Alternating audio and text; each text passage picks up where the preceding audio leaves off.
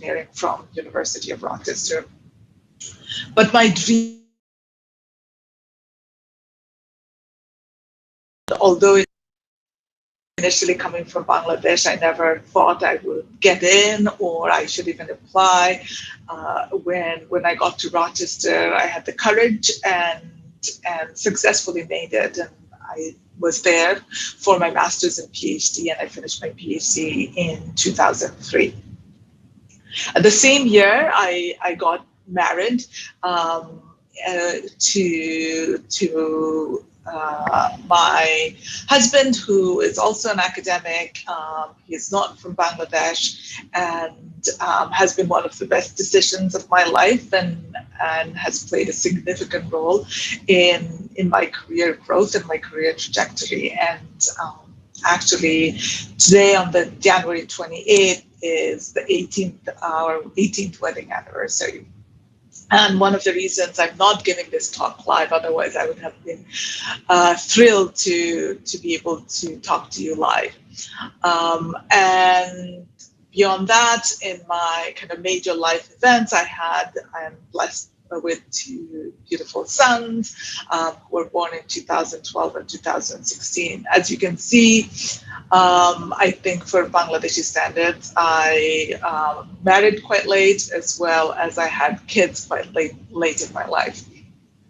Here are some significant moments of my life. Here I am with my mom at a young age in front of my grandmother's house. As I mentioned, I came to the United States in 1993, and I was at that point actually one of two girls in the class of 35 students graduating in electrical engineering. And the sad reality is that that's kind of hovering around 5% of women in electrical engineering. And right now I'm on the advisory committee of University of Rochester's electrical engineering department, and the numbers haven't changed. And one of my favorite pictures is the picture of my dad hugging me right after, during my PhD hooding ceremony.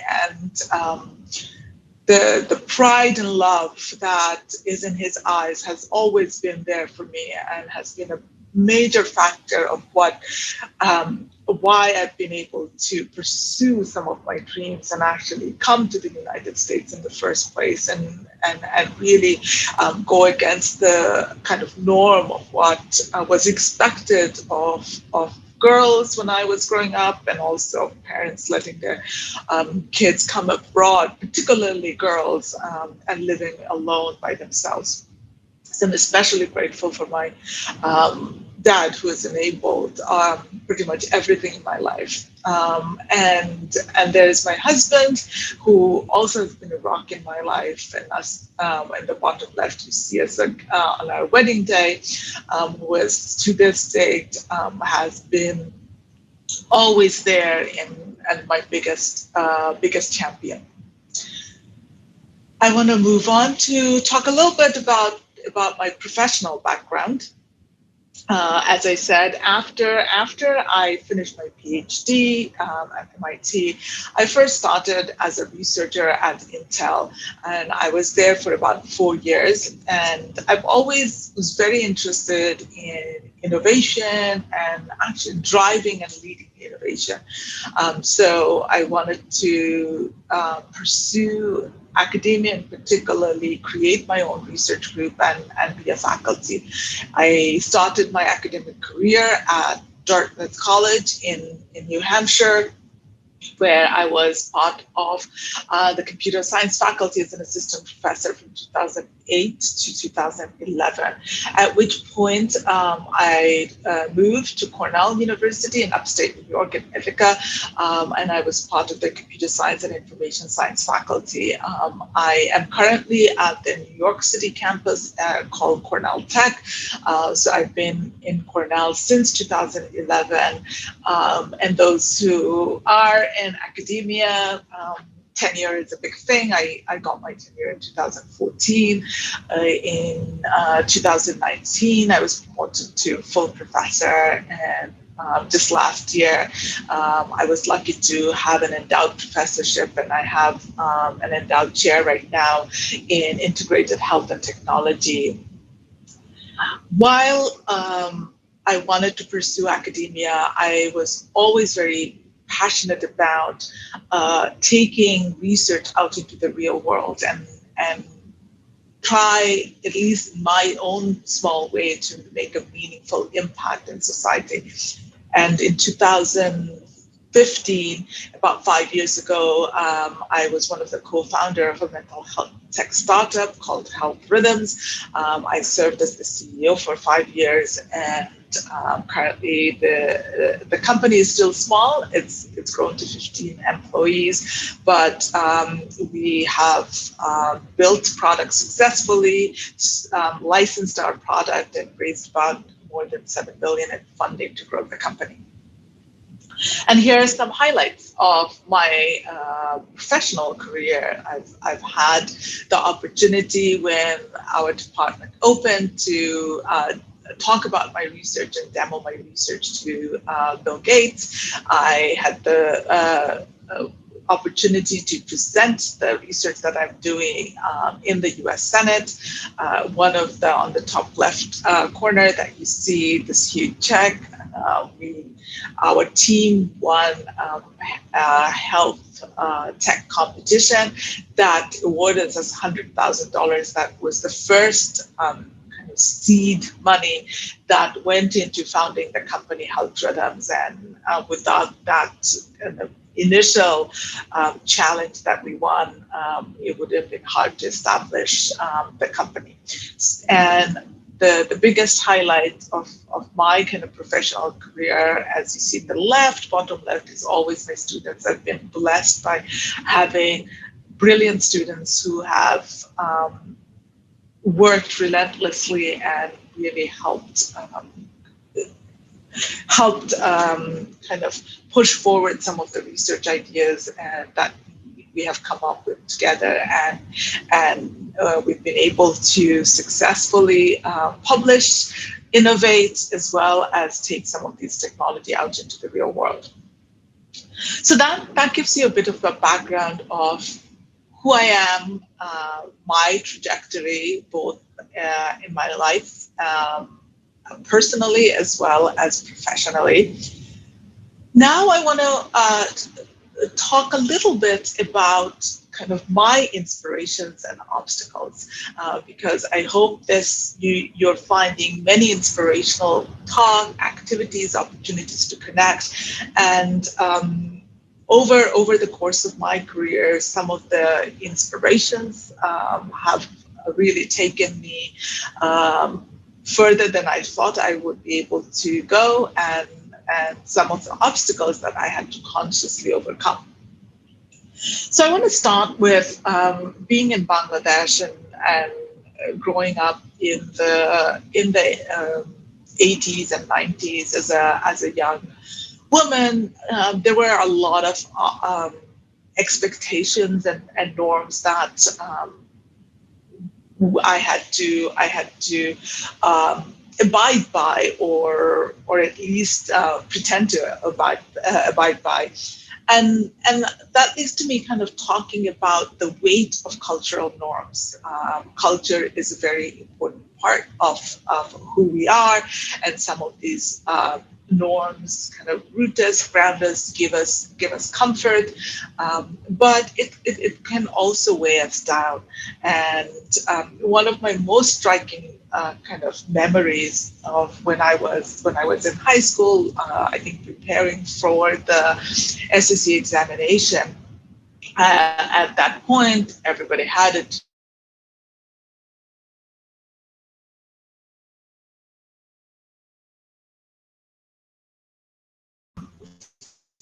Famous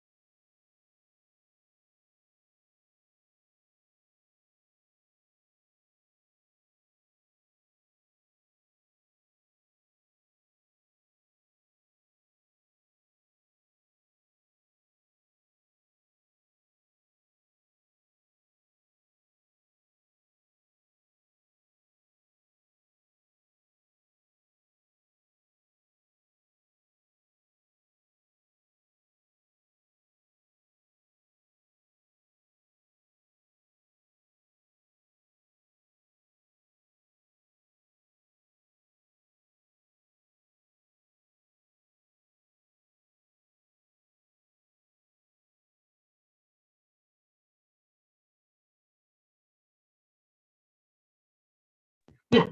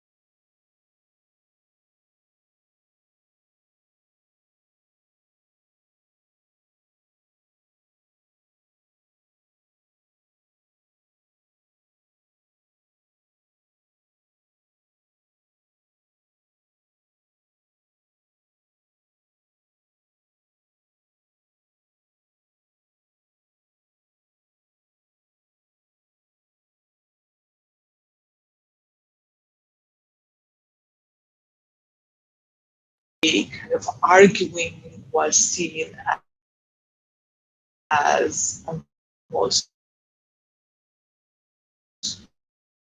uh,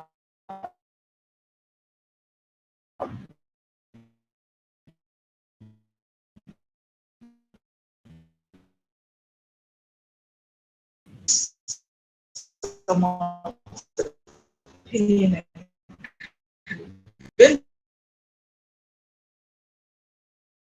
others about. As we take solace in our culture, we also have to pay attention to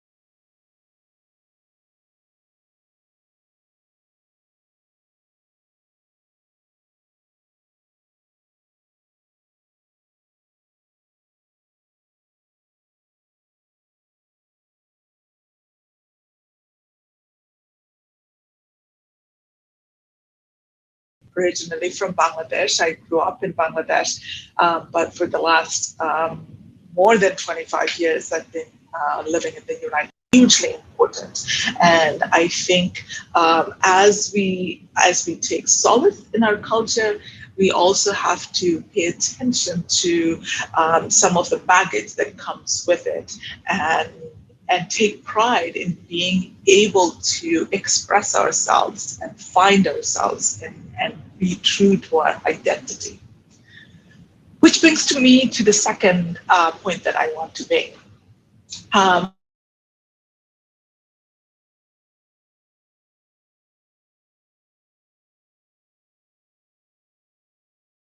just before I was coming to the United States, a lot of friends and relatives of my parents would say, you're going to send your girl to the US and she's going to stay in a dorm and she's going to be all by herself. She's going to lose her identity. She's too young. She's just going to lose her identity. When I came to MIT, that is where I met my current husband now. Um, uh, because he wasn't from Bangladesh, some of the comments that I would also get from some of the Bangladeshi community around was that I would lose my identity and my grounding. And I want to kind of say that sometimes we confuse our own identity with the group conformity. And sometimes that pressure to conform to the group really puts a damper on discovering ourselves and who we are. Our identity is first to be true to ourselves. And if we can understand ourselves and discover who we are and what makes us tick, there that is the key to being kind of successful and happy both in our personal lives and in our professional lives. So one of the things that I've really carried throughout my kind of personal life academic life is really try to understand who I am and what I value and what I want and what makes me happy. And if it doesn't conform to the norms of the community I grew up and that I'm part of, that is okay, as long as I'm being respectful to others and I'm not imposing my views and my expectation on others. So that's the point I want to make, that it is so important to discover oneself, because without that we can't really truly, I feel like, reach our fullest potential. But we are not in our on our own, and role models matter, and the support that we get matter. And for me, some of my role models, to start with, I already mentioned my father was gave me the freedom. He would let us argue as long as it was respectful, and he would hear us out. Another role model was also my mom, who was a professional woman, and she was the first woman to reach the rank of a secretary in the Bangladesh government. She was professionally successful. She worked with the United Nations as part of Bangladesh government. She used to travel abroad extensively, and that's when I saw that not only that my mom was ambitious, and she tried to reach higher, but also the support that she got from my father, who, well, when all my mom's friends were expected to be there for their husbands and not think about their career, what they want to achieve in life, but support their families and their husbands. My father full-fledgedly supported my mom, and not only did she support, he had so much pride. He would talk about my mom's career to us, to his friends, and that pride and support went a long way in shaping us and also what we our family. So I've learned how valuable it is not only to have role models, but also having your loved ones support you in your journey of discovering who you are and what you want to be. And that has played out for me greatly in the support I get from my husband. When I was doing my undergraduate, at that point I was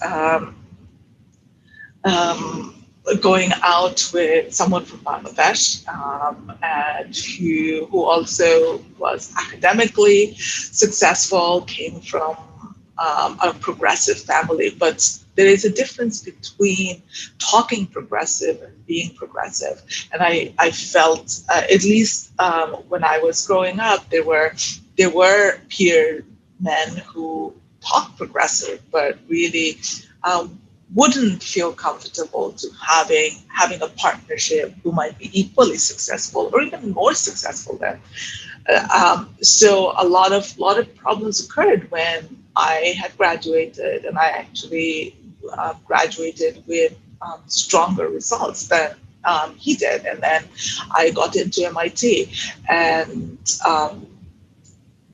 we broke up because felt that if I truly believed in that relationship, I wouldn't go to MIT and be there with him.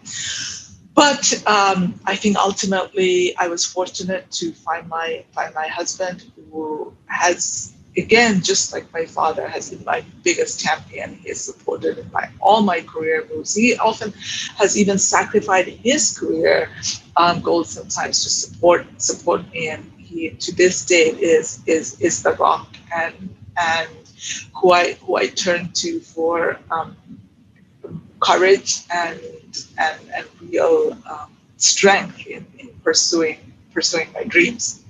So with that, I want to talk a little bit about my work and what I do for my kind of research. As I said, I'm a professor at Cornell Tech, and my group is called People Aware Computing. And the work we do is we build technological solutions for understanding people better, and a big application area is in health technology. And we work in mobile and ubiquitous computing that combines machine learning to build systems that can be used in healthcare. A big focus area that we work on and my group works on is in mental and behavioral health, which I think is an important topic worldwide. I'll give you some example of what it looks like in the US. And I know that their mental health is a big problem in Bangladesh as well. It's really the biggest problem for behavioral health and mental health is that you can't fix what you can't measure. And behavioral health to this date remains very difficult to measure. And in the United States alone, there are about more than 50 million people who suffer from depression or some mental illness. There are greater than 50% are undiagnosed, and it causes billions of dollars in treatment. But how we live our lives provide a lot of indication of how someone's mental health is progressing. These are quotes from patients who are, and sometimes their loved ones who are talking about what changes they see in someone's behavior. I didn't want to wake up. I was having a much better time asleep, or I had barely any social contacts. My legs bounce, speech goes fast. I even eat too fast. My wife can tell by my walk. These signals we can start picking up using the devices that we carry. We already know we can get activity data, sleep data, and then what we can do is put these signals together into understanding people's social behavior, physical behavior, sleep behavior, how their biological clock works, how psychomotor, that means how are they slowing down, are they speeding up? And that could be used to look at patients' trajectories and get an assessment of people's mental health. And some of the work that we've been doing recently is thinking about, can we build a system that can predict major psychiatric events so that we can give care to people before they end up in a hospital or emergency room.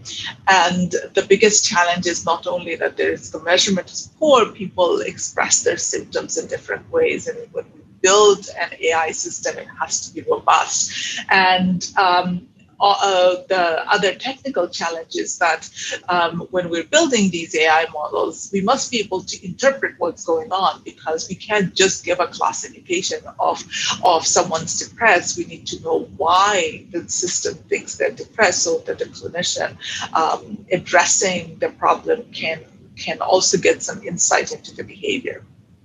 So we've done some work in using deep neural networks to look at people's healthy behavior and try to reproduce it. And by looking at the changes between the kind of reproduced behavior from the healthy data that we see, and the difference in their behavior is indicative of whether someone might relapse or have a major psychiatric episode. So here in the x-axis, the 0 is when someone has a relapse event. In this case, the patients were hospitalized. And on the y-axis, we show how anomalous where their behavior is based on the error between the recreated behavior and the actual behavior that we observed. And you can see that the anomaly rate goes up. So just by capturing continuously data that we can collect using your smartphone and looking at the trends over time, now we can start looking at someone's mental health changes and mental health decline. In our case, we saw kind of almost the behavior, like anomaly rates doubling before, almost a month before someone had a major psychiatric episode. Some of the other work that we are doing is also having tighter synchronization between the kind of sensing and measurement that we can do and the intervention that we can provide. And I'll give you one example of something that we are doing that trying to do is that goes beyond just looking at apps that give you messages or deliver suggestions or meditation apps and mindfulness, to kind of thinking that how can we leverage the technology just like how we can now measure things almost invisibly using the devices around us. Can we leverage this technology to deliver intervention almost invisibly?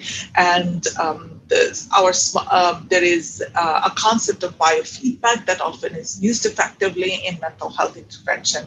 And what we try to do is deliver that kind of intervention using smartwatches. So here, if someone is getting anxious, let's say their heart's beating faster, you can use a smartwatch to kind of vibrate and very subtly give a feedback about their heart rate.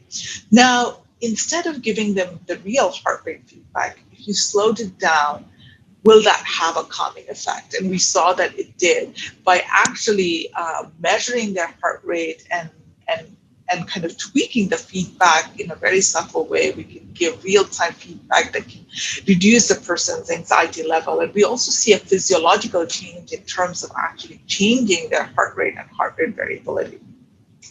Some other work that we are doing with mental health is mental health and sometimes substance use or systemic use come hand in hand. People often, those who are getting depressed often consume alcohol or drugs as a first line of treatment, self-medication. So some of the work that we are doing is extending data using wearables and what new types of sensing we can put to get more data about substance use.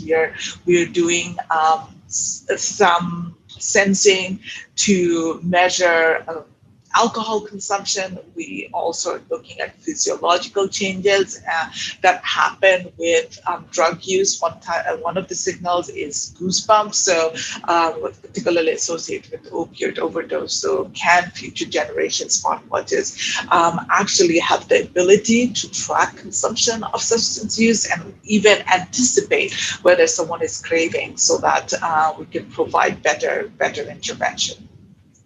So with that, I want to thank you for the opportunity for giving me kind of the pleasure to present to you today.